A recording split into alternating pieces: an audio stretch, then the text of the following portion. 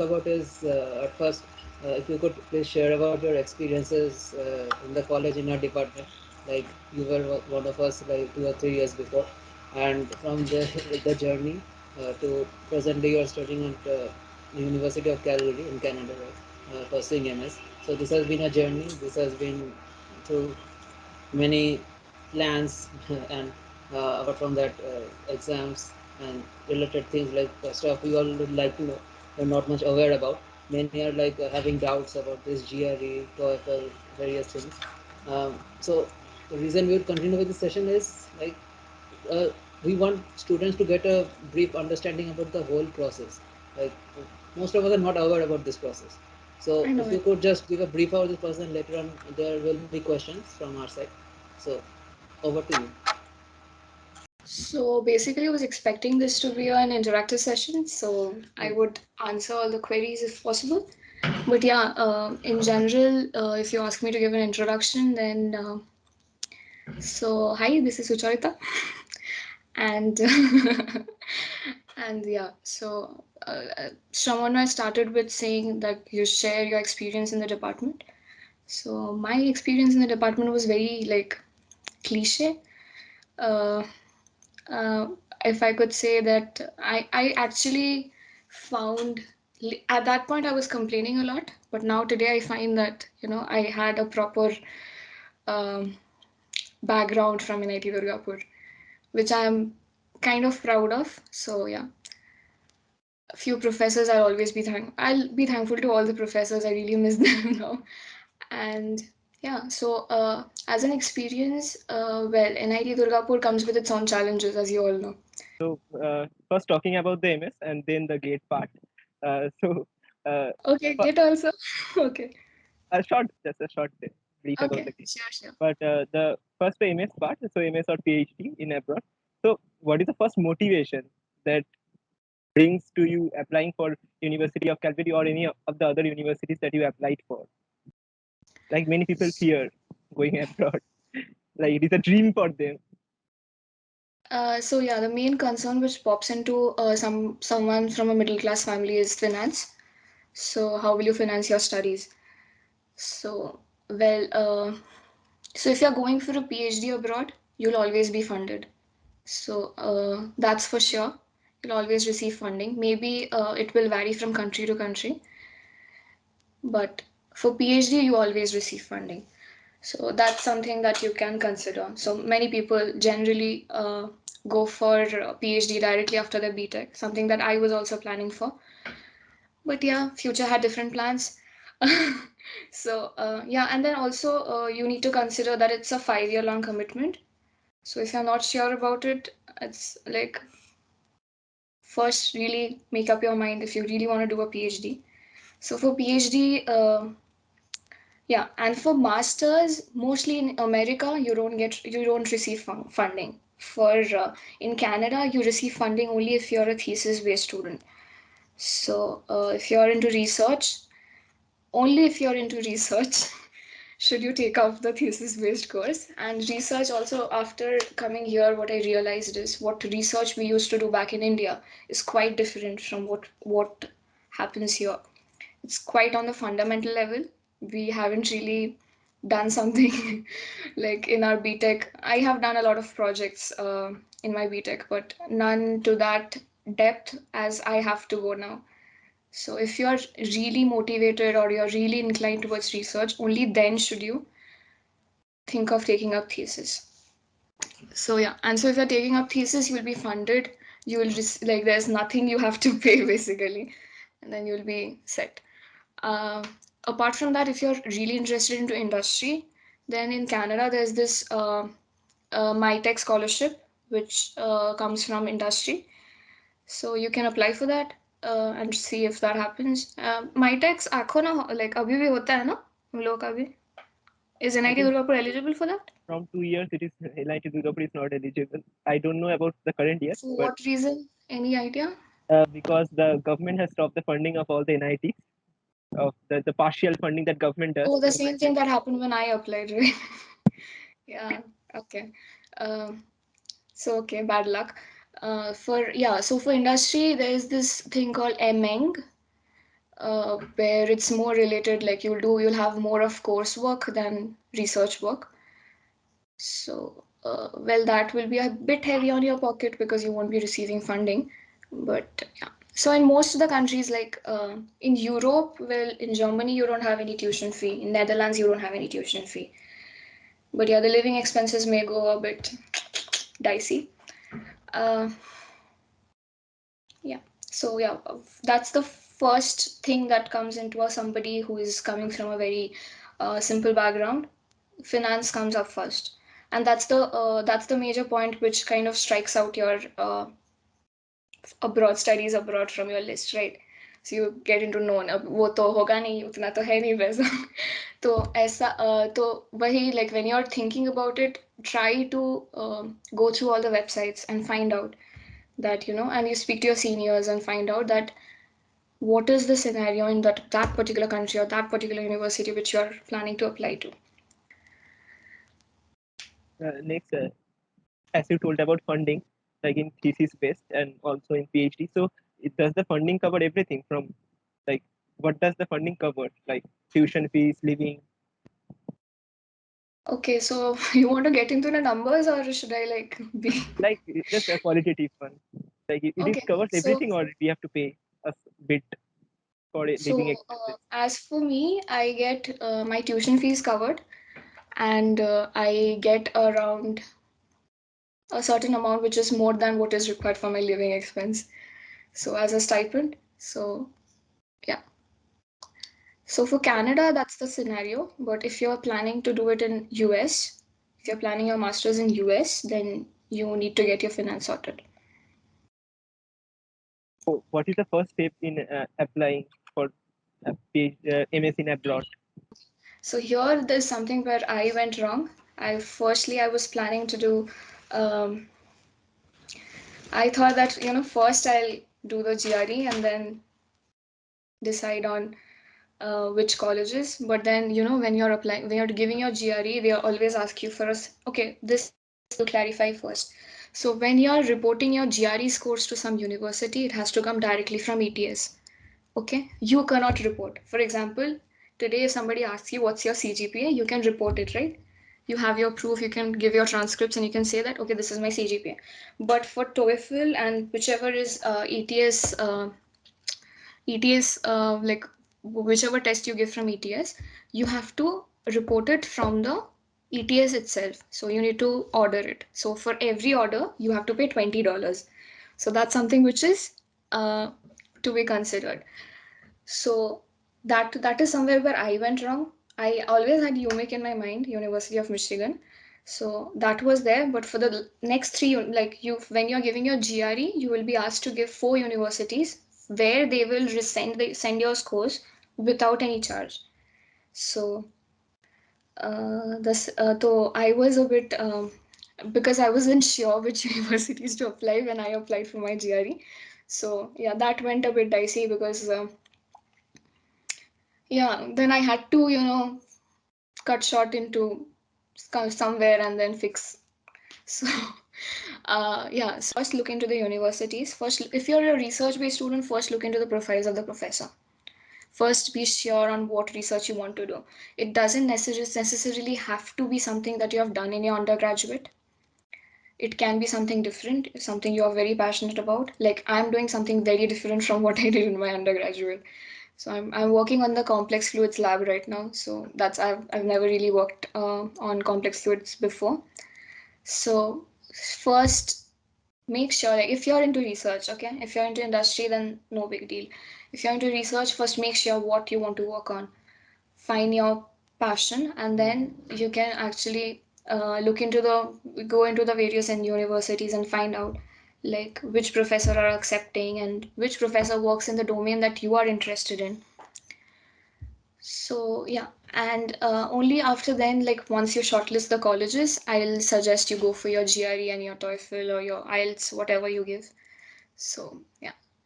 And also, there's this big confusion I get a lot of time. People think that like the GATE exam, like you give your GRE and then you can sit for a counseling process and you'll get into some university, which is not the case at all. So GRE is basically just just an exam for which is a kind of a prerequisite. Like you will be requiring your GRE score for being capable, for being eligible to apply. Okay, so it's not that you give your GRE, you get a good score, and you get into some good colleges. No. So for good universities, it's like everything matters. Like last day, one of my juniors were asking me, like, does CGPA matter that much? So it's, I would say that, whatever is the highlight of your profile, be it your projects, some great work that you have done, some paper you have published, try to highlight those parts. Try to highlight that in your SOP too. And see, if you don't have a strong CGPA, okay, that is one of the factors, but that is not the main deciding factor. So don't lose heart. So if you are not actually very confident about your CGPA, that's okay. If you are passionate about your research, and if you are somebody on whom the university wants to invest on, you will make it. So next is like many of the colleges have waived off the requirement for GRE in this year and the last year. So Mhm. what will you tell Is about that? GRE. Like, is GRE required? Yeah, so that is again something which you have to take a call on. Well, GRE is also very expensive, right? So if you are giving a GRE, it will cost you around 20-25,000. So if you are applying into colleges which waives off GRE, which doesn't have the requirement of GRE, and you have already found out that, then there's no need of giving GRE basically. I was telling to one of my juniors last day that be sure, like if you would require, maybe you'll require it on I'm not sure. I think you should once check if when you apply for your US visa you need your GRE or not. I don't think I think you'll only need your language requirement. For Canada, for even for getting into an university, GRE is not required. Okay. And Okay. next is what preparation should be taken for TOEFL and IELTS, all the language exams, like there. So let's start with GRE. So for Yes, GRE. I did not prepare that much for my TOEFL. So my GRE and my TOEFL was in a gap of 2 weeks. I got my GRE result and I sat for my TOEFL. So that was the scenario. So if you're preparing for your GRE, I don't think you'll need a, yeah, you may have to brush up your speaking skills, but um you won't need anything else for your writing and your reading part. So yeah. So for GRE, generally we engineers don't require any kind of preparation for the quantitative part, because that's like basic fractions, and like that's very scoring. So where we Indians suffer is the verbal part, because the kind of vocabulary which comes is not the general vocabulary we use from day to day. So that is something where you have to, if you don't have a strong English background, then that is something which you have to work on.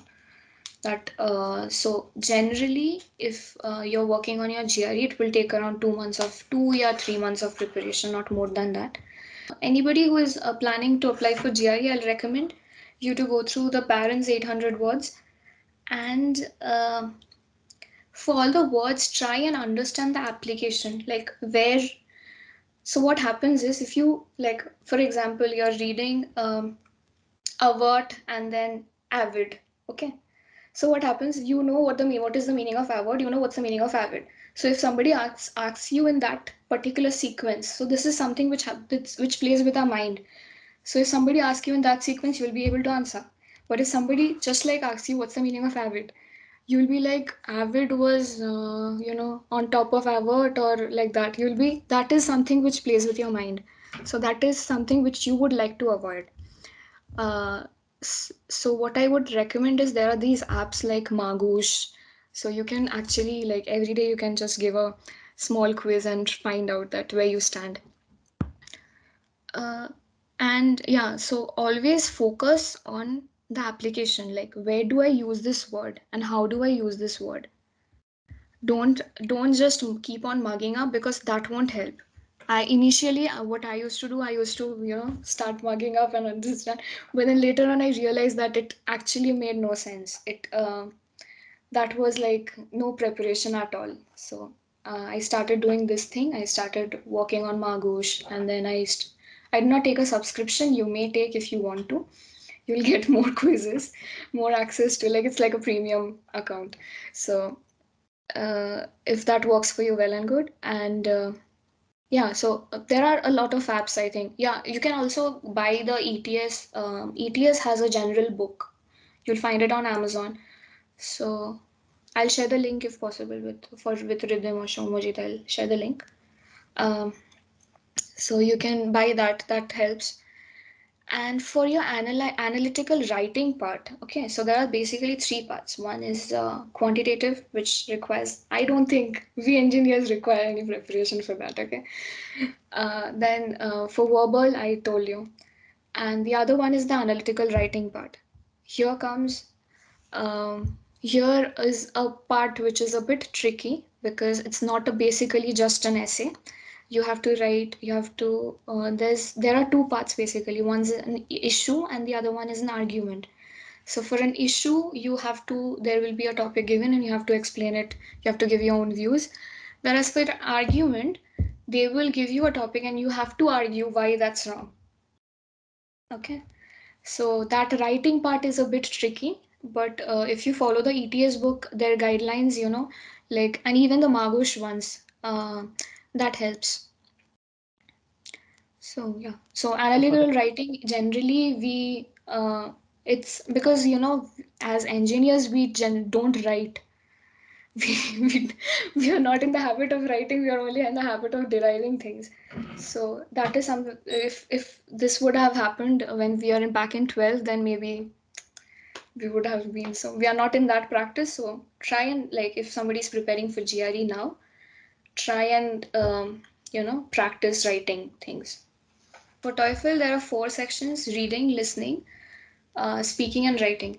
So if you are well prepared for your GRE, for your GRE verbals, I think my general opinion is you should give your TOEFL within 2-3 weeks, because with that a preparation only, that will work. Because if when you're in your final year, you have so many things playing in your head. You have your placements, you have your exams, you have your final project, you have this, you have that. So it's better to be optimize your time. So what I did was, after appearing for my GRE, I booked my TOEFL. So I appeared just right after 2 weeks. So for the reading part, basically it's a comprehension. So even for GRE verbal, you'll get a comprehension, and TOEFL is very quite easier than, I'm not sure about IELTS, but TOEFL is easier than GRE. Like, it will just test your basics. If you can understand English and if you can communicate in English. If you can make people understand your English. So that's the two criteria only. People generally think that you have to say some bombastic words, some flowery words, and you have to be like very fluent. That's not the scenario. So so so for speaking, yeah.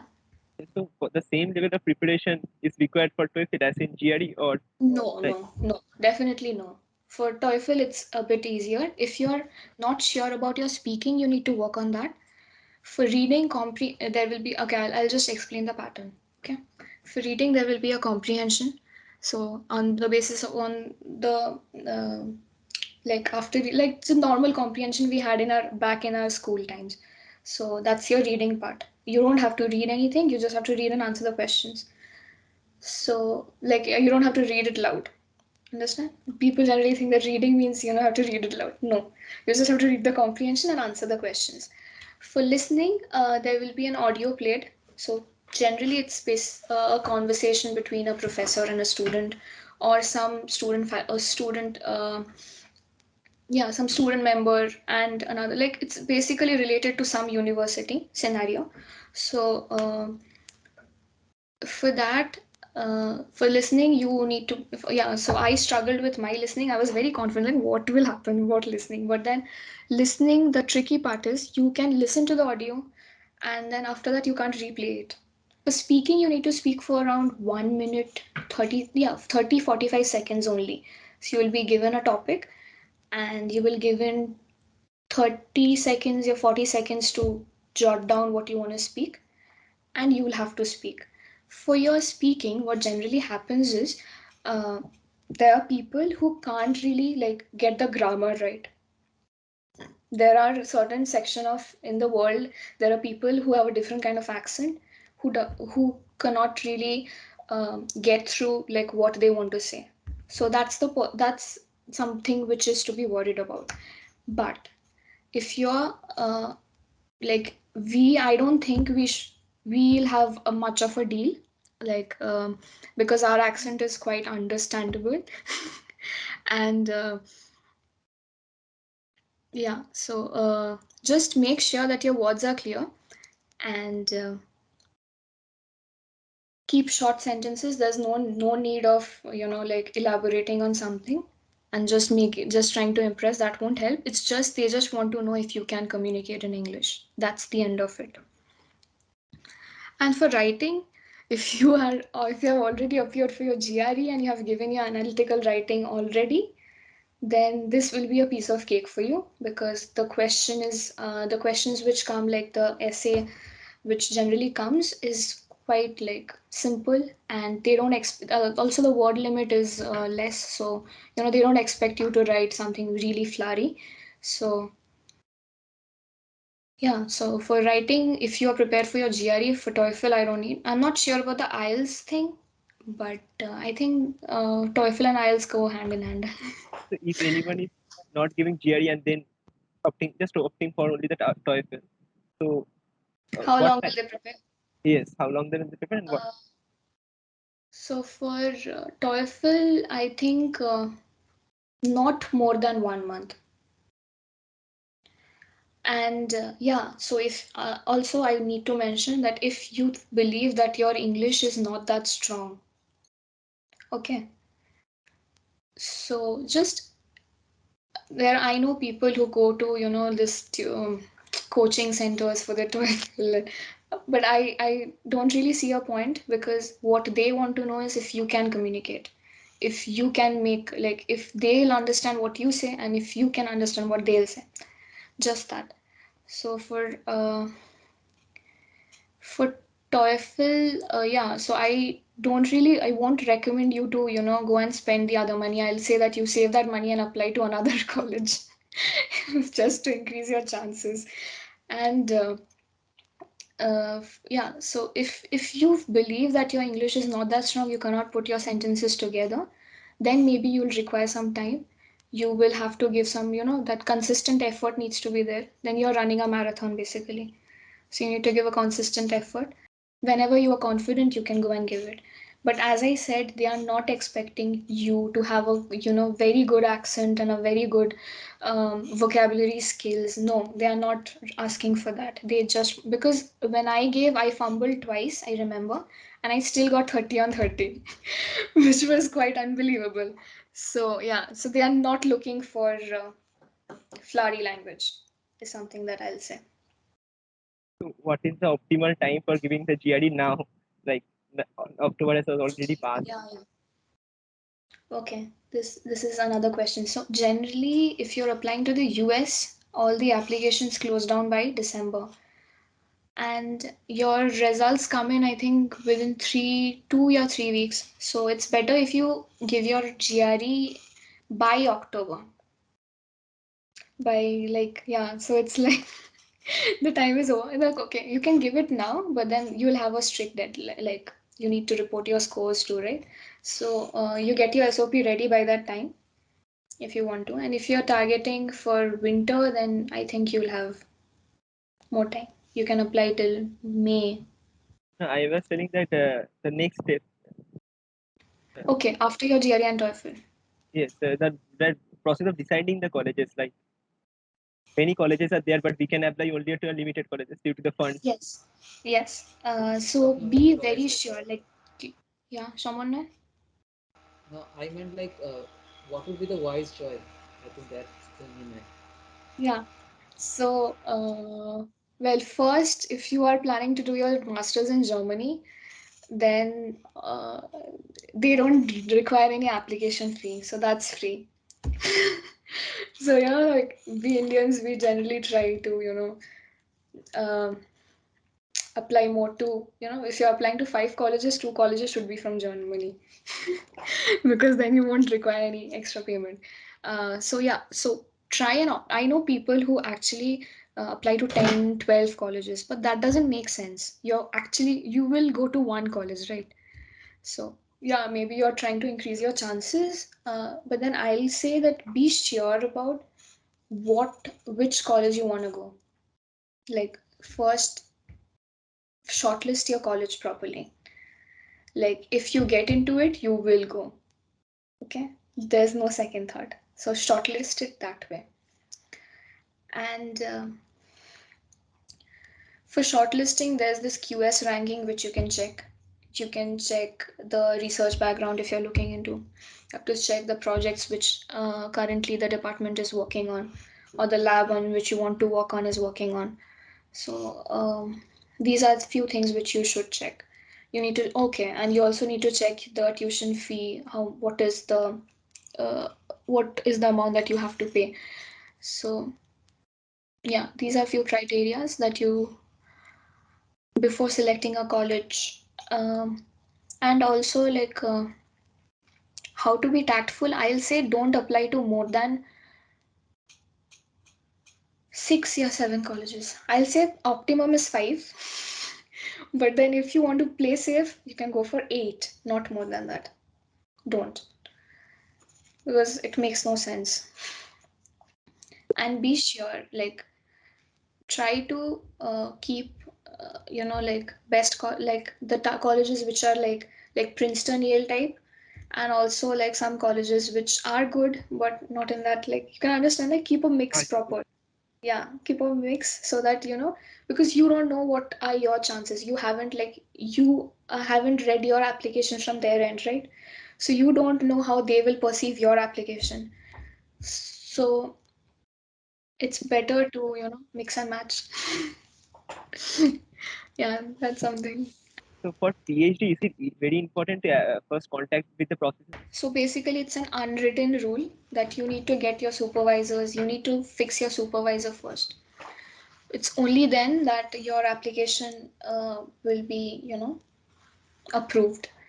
So, because what happens is the application goes to the graduate section and then they send it to the professors. So then the professors select. So once it goes to the professors, if you are already in contact with your professor, if your professor has already taken your interview, then obviously like he knows you, he'll shortlist you. He doesn't have so much time. He or she doesn't have so much time to go through all the applications. So if he knows your name, then he'll be like, so that's something for all, like generally in the website it's not mentioned. You won't find, like, you have to, in some universities it is mentioned that you need to find a supervisor earlier, but not in all the universities. But it's a golden rule. You need to mail your professors. So for mailing, I'll suggest that make sure that the timing is right. For your mail should be very brief, you're not very lengthy, because they are not going to read it. So try and highlight the areas on which you have worked on the areas you want to work on, and also try and always like try and tell them that you're already aware of what they are working. So tell them that you are already aware of what they are working on, and yeah, and you need to attach your current CV, and if possible, a small statement of purpose. That's it, and just drop mails as much as you can because that's free. So the next question is that many of the people, like in our batch from the final year, are thinking that what they should opt for. Like are GATE, there is MS, and there is placements. I went through the same dilemma. So placement was always at the background, but then at there was a point when I thought that uh, job तो भी मतलब ठीक है बाद में कर लेंगे. बाद में पढ़ाई कर लेंगे, पहले जॉब कर लेंगे. There was a point when I thought this in my head. I was like, everybody is getting. Don't fall into peer pressure. Don't compare your journey to somebody else's. That's something which I'll suggest. It's pointless. It's your journey. You're going to live it. Uh, don't fall into peer pressure that everybody is getting placed and I need to get a placement right now. So if that is not something you want to do, don't go for it. But That's absolutely fine. just I want to ask, like, should people sit for placements if they are applying for the MS, like, or they should just overlook the placement? That's again your choice. To be, if you So want what to do play you suggest? safe, if you want to keep a option B, then you can sit for your placements. I know Lahiri sir always suggests that you should always have option B available. And yeah, I know this is not something which the placement placement cell will recommend. I'm very aware of that. That they will not say that you get into some company and then don't join. That's something I know that's very unprofessional. But again, it's at the end of the day, it's your life. So you need to do what is good for you, right? So I know it doesn't look good for the college. I know it's not something which is very professional, but if you are not sure that you're going to make into some university, then I don't think that taking a risk of not sitting for the placement will be right. If you're very sure that you're going to make it through GATE or you're going to make it some university, very good. Don't sit for placements. But if So, you're not sure, it's at the end of the day, it's your life. So you should have always an option at the back, right? So that's something I'll suggest. Don't quote me on this. like for MS in abroad or for PhD in abroad, a complete journey is required. Like they look upon all the aspects of a person's CV, like from projects to CGPA, everything. So from second year, like they are starting their journey, and they have started. A semester has gone. So how they should prepare, like their CV, the projects they should do. When I was in my second year, I just wanted to explore.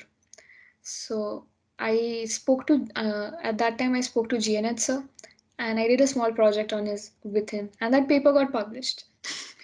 So that gave a motivation. Okay, this is something which I can consider, and liked going to the laboratory and working on experiments. So that's something I enjoyed. I think like it's not possible for a person to know what they are about to do without doing it. So until and unless you are a part of the project, you don't know. Like from outside, you can't assume that this is this and this is not meant for me. So I'll say that you have around, if you're in your second year, you have 2.5 hours, 2.5 years right now. So I'll say explore as much as you can. As much as you can, just explore. Just find out like just to realize that what is your calling, because that's not going to drop on you. You need to find your own calling. So just do everything that comes. Apply to all the internships that come. Apply to all the research portals that open up during, I think, January, December, whenever they open up. Just apply to all the portals just to find out that what is your calling. If you get into some research, do a research internship, do an industrial internship, and find out like what is that what you want to do. That is important. That is something which I did. So you will feel that sometimes you'll feel that this was not required, maybe this is not something that I will need it, but that experience will matter. That Also, when experience will matter to take informed decisions. You can't say that I don't want to work in industry without having any experience in the industry. How can you say that? You can't say that I don't want to do research without having any experience in research. So we take informed decisions.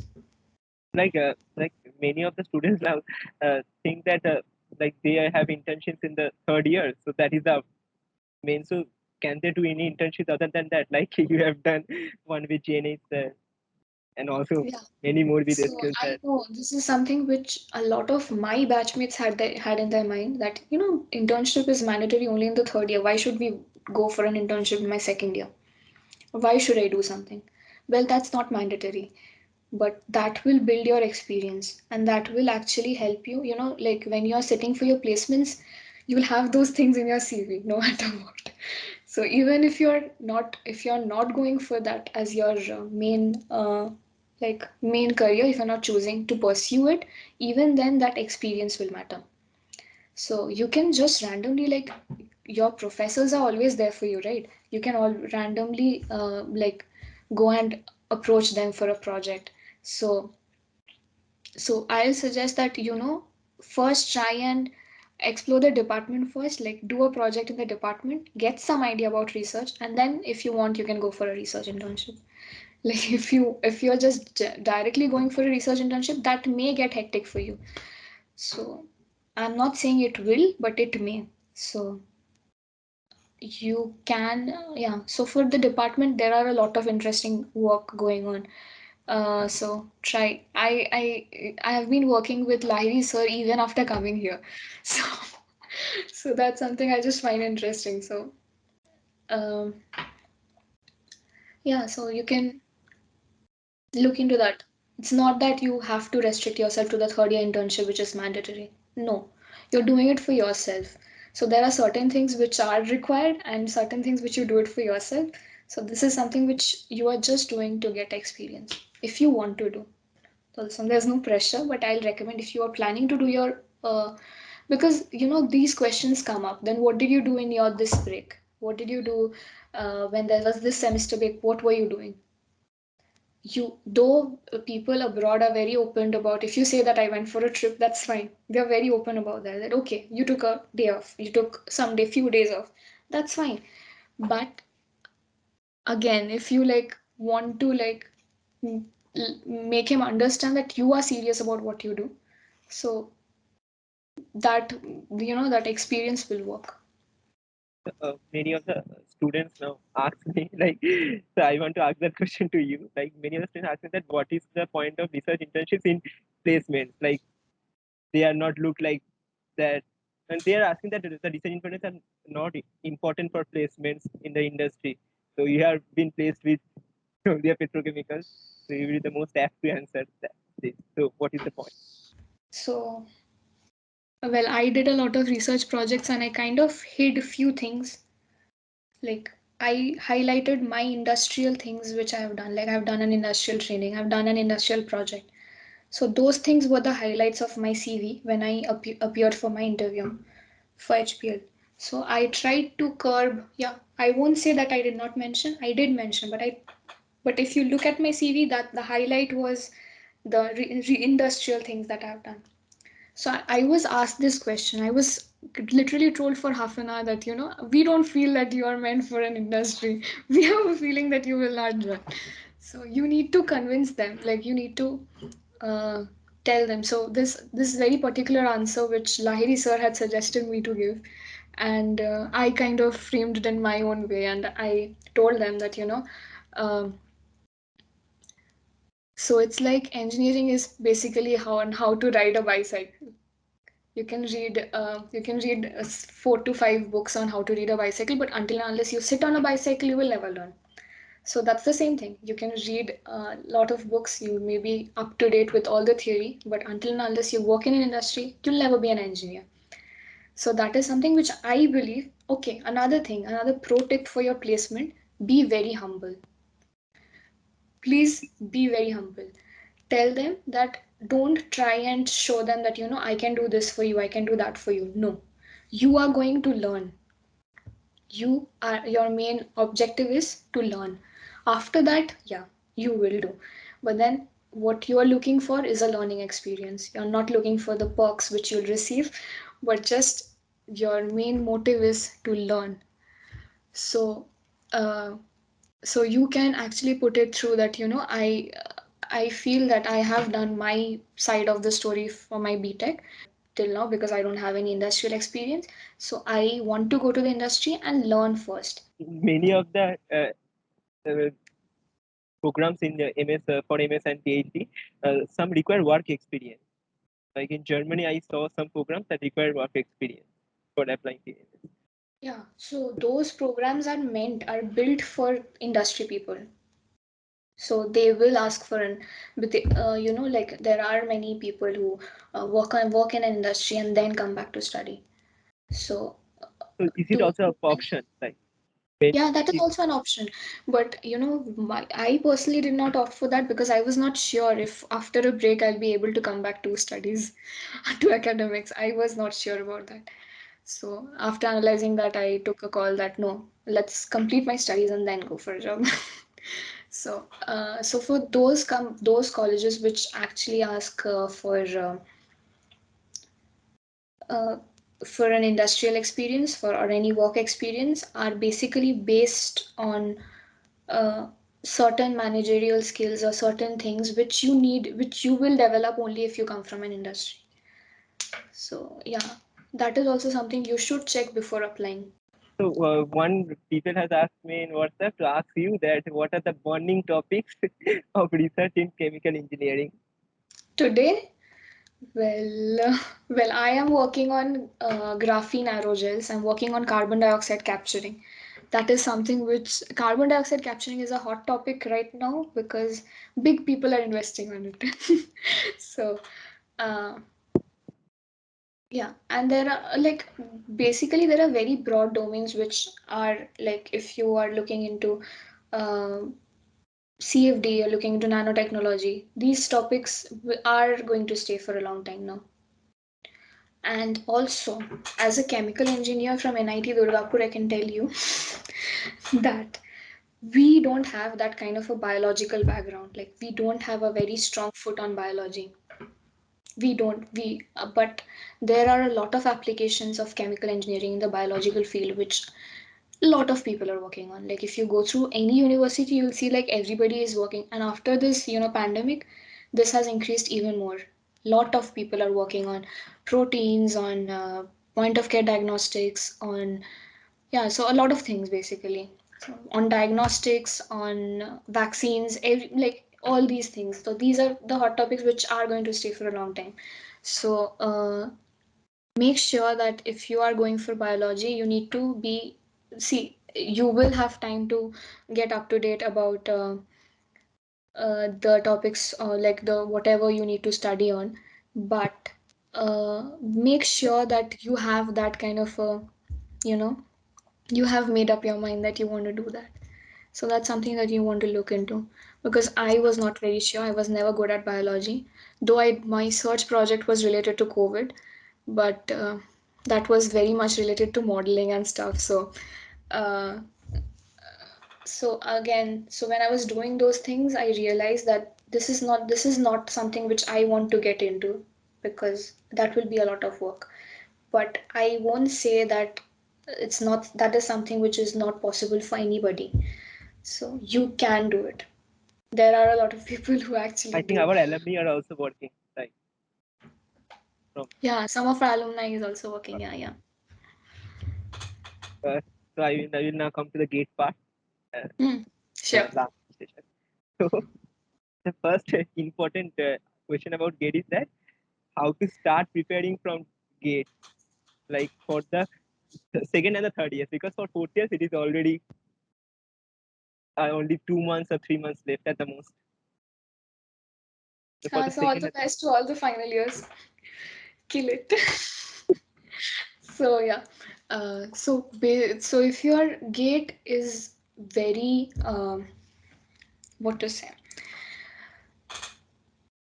very conceptual. Okay, so it's not going to be it's not that tough, but then it's like it will check very minute and delicate concepts which are there.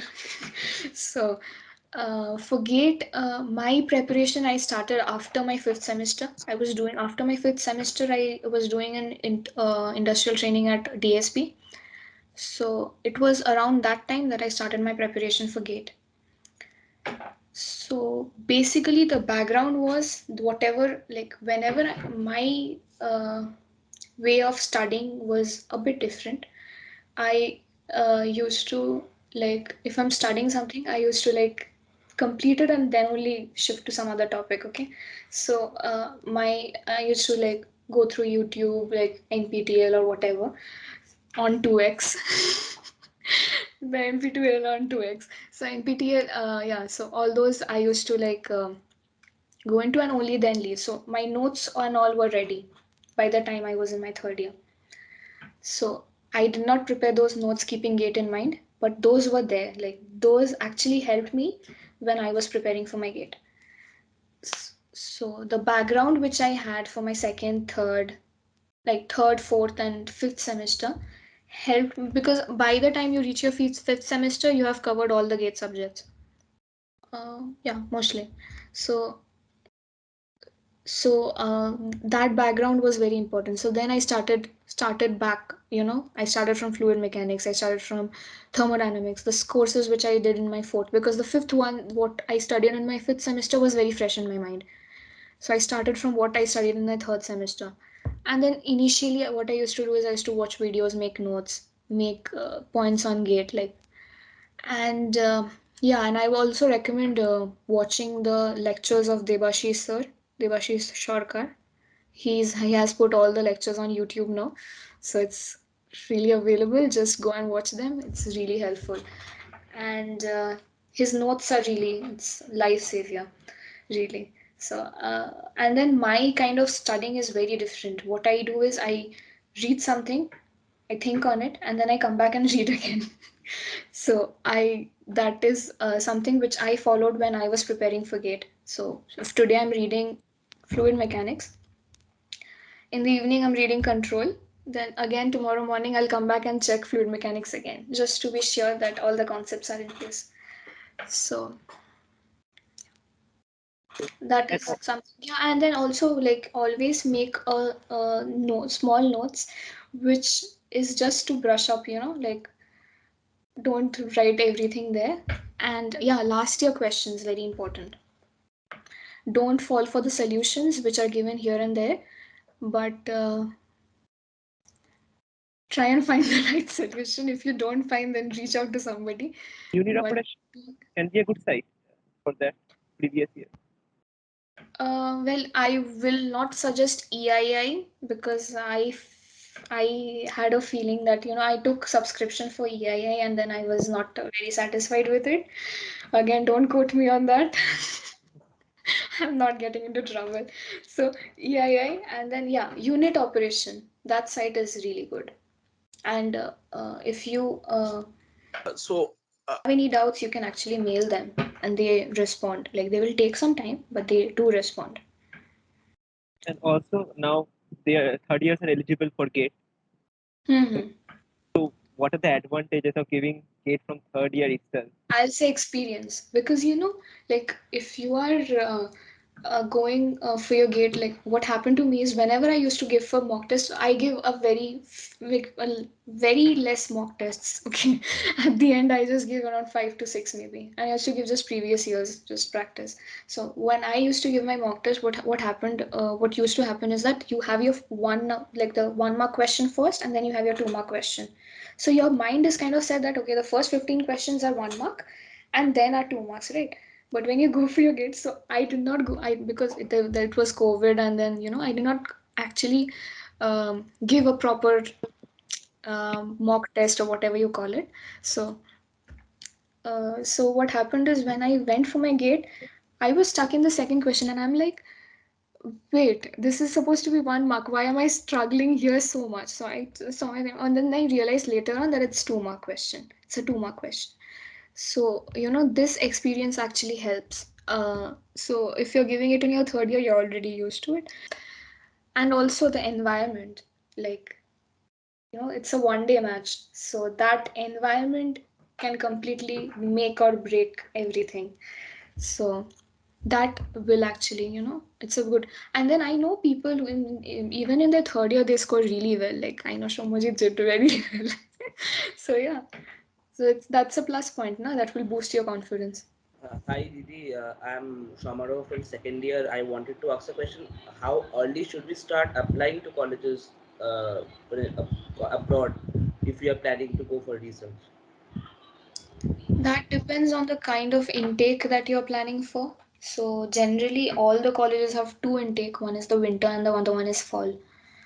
So if you're planning for a fall intake, I think now is a bit late. You should have started around September. Yeah, August, September. For if you're Shoma Roho, right? I Yes, think he's yeah, I'm from from second second year. year. Second year, Okay, second you're year. from second year. Okay, you have a lot of time. So the right time is like start from August end maybe. Try approaching the professors first if you're focusing on a research internship, and if you're not, then well, your SOP will take time. Your application as a whole will take time. So start working on it little by little. Like try building your CV. So everything like take time for that. So and don't be in a hurry.